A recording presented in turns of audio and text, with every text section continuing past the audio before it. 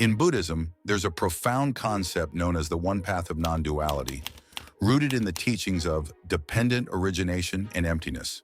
Simply put, non-duality means oneness.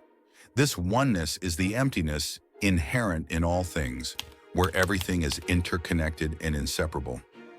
In the Buddhist view, the heart and the Tao are one. This concept of unity also echoes the Taoist saying, "One gives birth to all things." Intriguingly, this ancient wisdom aligns closely with modern theoretical physics. According to some theories, the entire universe emerged from a singularity at the Planck scale. Remarkably, this mirrors the idea that the universe is just the outward manifestation of a deeper, hidden order, a concept that could be described as the explicated order emerging from the implicated order of that singularity. So, what does the one path of non-duality truly mean for us? On a practical level, it urges us to look beyond the dualities that shape our thinking, right and wrong, good and bad, male and female. In our everyday lives, we're often caught in these opposing forces. Yet this teaching encourages us to transcend these dualities and seek a higher, more unified truth, one that surpasses the apparent divisions in the world. This higher unified truth is the Tao of Nothingness or Emptiness. It's not about own or not own, being there or not being there. It is about nothingness, but not nothing. This mirrors a fascinating parallel with modern physics, where quantum particles exist in a state of superposition, simultaneously being one and zero. Similarly, it's not about being there or not being there. It's about nothingness, but not nothing. By embracing the Tao of Nothingness or Emptiness, derived from the one path of non-duality, as taught by Taoism and Zen Buddhism, we can free ourselves from being trapped in routine emotions or troubles. We come to see that everything is but a brief ebb in the vast river of time, a fleeting ripple in the greater flow of life. This principle also reminds us that everything in life is interdependent. There is no absolute birth or death. Instead, life is a constant flow of change, and both birth and death are temporary states, mutable, not fixed. Once again, this parallels modern physics, where quantum particles exist in a state of superposition, simultaneously being one and zero. It suggests that opposites, far from being separate, are actually part of a deeper, more unified reality. At the heart of the one path of non-duality lies a deeper understanding. All things are connected, and by seeing the world in this way, we can transcend dualistic thinking and find a deeper peace and wisdom.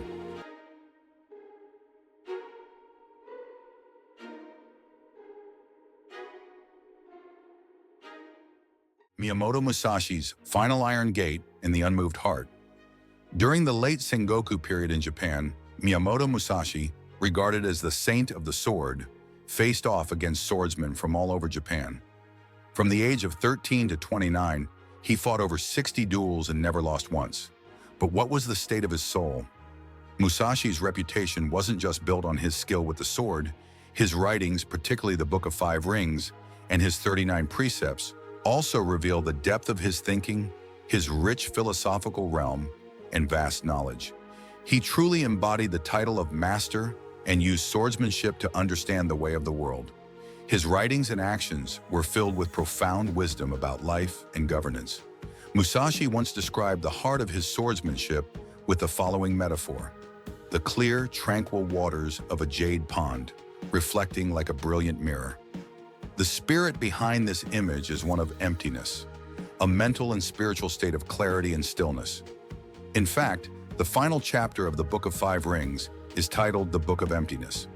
Musashi believed that the sword of emptiness was the ultimate sword, representing the core of the martial way.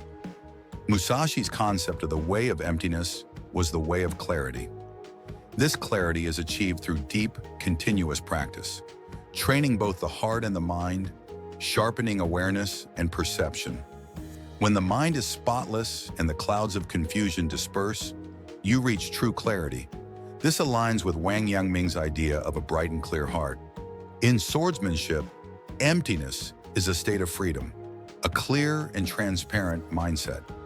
When facing an enemy, It means not being clouded by the environment, not swayed by the opponent's actions, and not affected by personal emotions or thoughts. It is about seeing things in their true form and responding accordingly. This is the meaning of emptiness. Life, like swordsmanship, is full of chaotic, high-stakes moments, and the greatest danger is believing you know what is going to happen next. Musashi's insight into seeing through all things to reach their essence didn't happen overnight. Around the age of 30, after experiencing the realm of Marume Zangetsu and his teachings on the sword of all living beings, Musashi devoted himself relentlessly to exploring the deeper way of life, striving to connect with the source of existence. At the age of 50, Musashi reflected on his journey, saying, "From this point, I set my goal as the state of my swordsmanship, an unyielding pursuit. Eventually, I became renowned for my unparalleled skills and felt confident that I was invincible in battle. But despite this, I couldn't break through the final iron gate. These past few years of struggle were because of this. Late at night, I even considered suicide. My study of painting, my study of Chinese literature and various books, everything was to find the key to opening this iron gate. Musashi's sword was a sword of exploration, aiming to unlock the mysteries of life. The foundation of all laws lies in the rock-solid body, the embodiment of Wang Yangming's principle of the unmoved heart. So how can we remain as unmoved as a mountain?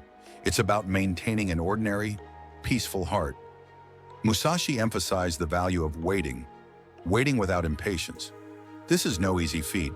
When two opponents face each other with blades drawn, victory and defeat, life and death, hinge on a single moment. Both are waiting for the perfect opportunity, a moment when the opponent shows even the slightest weakness. Without a peaceful mind, it would be impossible to grasp that fleeting instant. The ordinary mind does not distinguish between waiting and not waiting, nor does it suffer the pain of anticipation or disappointment. Those who wait are in a passive position. Their situation is less than ideal. But those who are well-grounded, those who respond with an ordinary mind, can transform passivity into activity. More precisely, there is no distinction between the active and passive. This is the one path of non-duality of emptiness. The one path of non-duality and the clarity of an unmoved heart represent the final iron gate Musashi sought, his ultimate pursuit in life.